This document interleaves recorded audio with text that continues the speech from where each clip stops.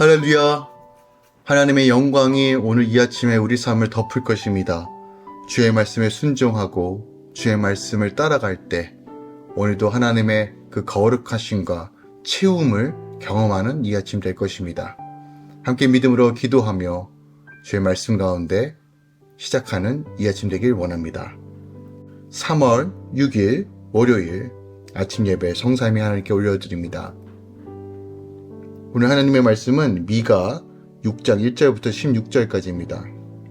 미가 6장 1절부터 16절까지입니다. 너희는 여호와의 말씀을 들을지어다.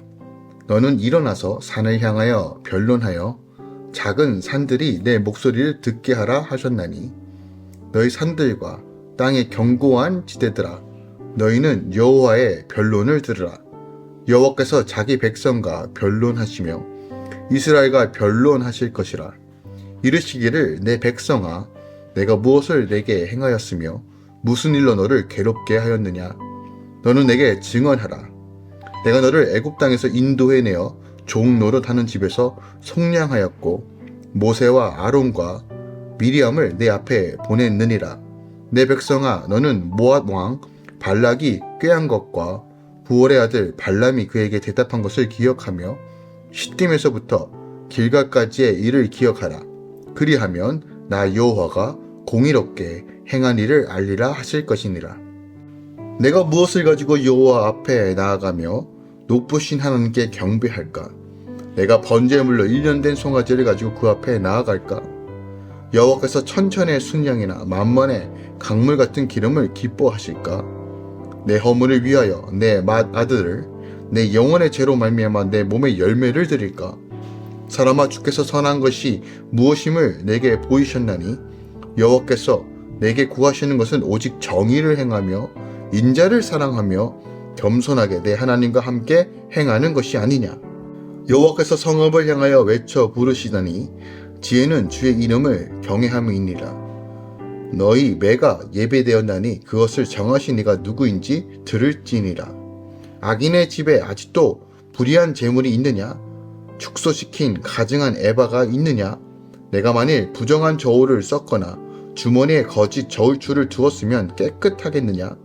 그 부자들은 강포가 가득하였고 그 주민들은 거짓을 말하니 그 혀가 입에서 거짓되도다.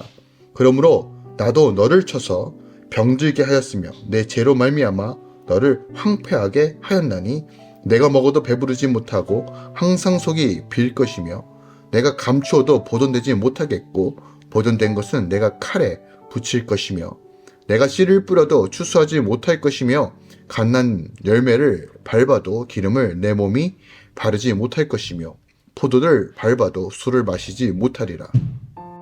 너희가 오므리의 율례와 아합 집의 모든 예법을 지키고 그들의 종통을 따르니 내가 너희를 황폐하게 하며 그의 주민을 사람의 조속거리로 만들리라. 너희가 내 백성의 수욕을 담당하리라. 아멘. 하나님의 말씀입니다. 미가 선지자는 이스라엘에게 이렇게 선포합니다. 너를 애굽에서 인도해내고 속량한 것을 기억하라는 여호와의 변론을 전합니다. 그는 순종 없이 제사드리는 백성에게 하나님이 원하시는 것은 정의와 사랑, 겸손으로 그분과 동행하는 것이라고 분명히 말합니다. 그리고 악을 행한 백성에게 여호와의 매가 예비되었고 그들이 황폐하게 될 것을 예언합니다.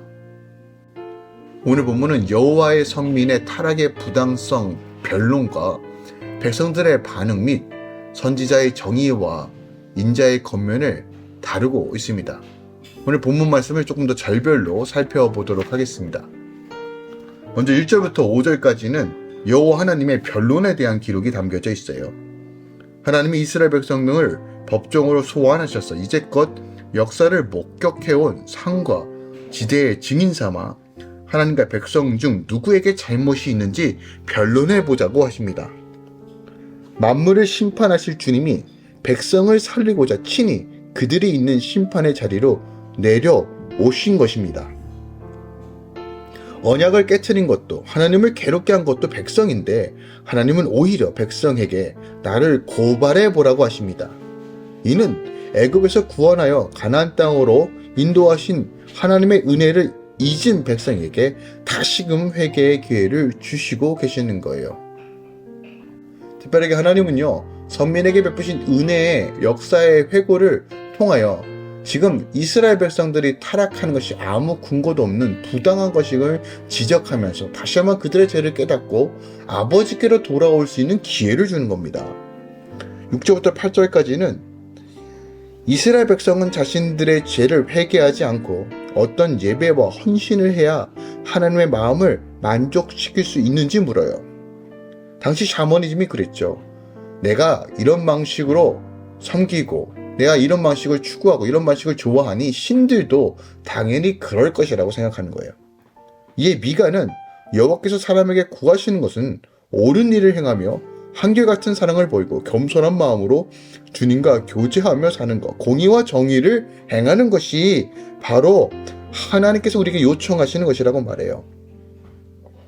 사람에게 인정받고자 대단한 섬김을 하려 하지 말고 날마다 말씀을 내게 들려주신 하나님의 음성을 믿고 받아들이고 믿음으로 순종하는 삶이 바로 우리가 온전한 회개로 하나님 앞에 거하는 삶을 사는 거라는 거예요. 하나님만을 상급으로 여기고 주인을 여기며 회개하며 구원을 위해 적용하는 삶이 하나님이 내게 구하시는 삶이라는 것이에요. 우리가 무엇을 드리고 어떤 행위를 통해서 하나님을 감동시키는 것이 아니라 믿음으로 나아가는 삶, 믿음으로 순종하는 삶이 바로 하나님께서 우리에게 요청하신다는 것을 기억하기 원합니다. 마지막 9절부터 16절까지는 예비된 매에 대해서 기록하고 있어요. 이스라엘은 여전히 자기 힘으로 살아가려고 합니다. 하나님의 주권을 무시하기에 여전히 불의한 방법으로 다른 사람 것을 빼앗고 약자를 괴롭히며 서로 속이죠. 그들은 자기 권세로 이런 죄악을 덮을 수 있다라고 생각하지만 하나님은 심판날에 그것을 다 드러낼 것이라고 얘기합니다. 그러면서 예비된 매로 그들을 징벌하실 것이라고 예언해요. 여기서 중요한 점은요, 하나님이 이렇게 매가 예비되었다고 미리 알려주신다는 것에 우리가 좀 초점을 맞춰야 돼요. 미리 예고한다는 것은요, 그 목적이 징벌이 아니라 그들을 돌이켜 경고함으로써 다시 한번 하나님의 백성으로 살 수 있도록 경고의 목적이 있다는 거예요. 심판의 목적이 아니라 그들이 회개할 수 있는 기회를 주시는 하나님의 마음이 여전히 미가서에서도 분명하게 나타난다는 것이죠. 오늘 본문에서 우리가 주목해야 될 것은 여호와 하나님께서 변론을 들은 백성들의 여전히 양심의 가책을 받도록 명령하시지만 이스라엘 백성은 여전히 움직이지 않는다는 것이에요. 그들은 여전히 자신들의 악한 행동을 고치지 않고 좋은 재물만 드리면 하나님께서 기뻐하실 것이다, 하나님께서 우리를 용서해 주실 것이라고 착각하고 있어요. 심지어 자기 자식을 제물로 바치는 인신제사까지 생각하고 있어요. 왜요? 그들이 생각하기에 이것이 최고의 제물이니까 그렇게 생각한 거예요. 그들이 얼마나 우상숭배에 타락했고 이교도적인 문화에 젖들어 있으며 하나님을 얼마나 자기네들 방식으로 섬겼는지가 너무 적나라하게 보입니다. 이에 선지자 미가는요, 백성들에게 하나님께서 기뻐하시는 일이 무엇인지 조목조목 얘기해요. 근데 그 특징이 뭐예요? 정의와 공의와 의를 행하며 사랑하며 하나님과 동행하는 것이라고 말합니다. 이 메시지는요, 과거나 현재나 앞으로도 하나님께서 동일하게 우리에게 요청하시는 겁니다. 하나님, 우리의 마음을 보세요. 우리의 믿음을 보신다는 거예요. 우리가 어떻게 얼마나 많은 행함을 해야지 하나님께서 기뻐하실까요? 아니요. 믿음으로 순종하는 삶. 그럼에도 불구하고 공의와 정의를 세워가며 하나님 나라를 세워가는 삶이 가장 하나님께서 기뻐하시는 삶이라는 것을 미가 선지자가 우리에게 가르쳐주고 있는 것입니다. 특별하게 오늘 본문을 통해서 우리가 더 깊이 묵상해야 될 것은 바로 6절, 7절에서 드리는 참된 제사, 바로 주님께 우리가 온전히 드릴 수 있는 예배가 무엇인지를 가르쳐주고 있는데, 바로 시편 51편의 말씀처럼 상한 심령으로 드리는 제사가 하나님께서 기뻐하시는 제사, 예배라는 것을 우리가 좀 확인해 볼 수 있습니다. 특별하게 하나님께서 드리시는, 하나님께서 원하시는 제사는 마음을 다하여 뜻을 다하여 삶을 통해 드리는 제사, 삶의 예배라는 것도 분명히 우리에게 가르쳐주고 있습니다. 하나님은 이스라엘 백성들의 통해서 미가를 통해 증거된 하나님의 말씀을 통해 자신들의 죄악성을 깨닫고 그들로 말미암아 자신들의 무엇을 해야 될지를 분명하게 알고 회개하며 돌이키기 원하였어요. 그들은 자신들의 죄를 해결해 줄 거라고 믿었던 제사를 그 대책으로 떠올렸던 것 같아요.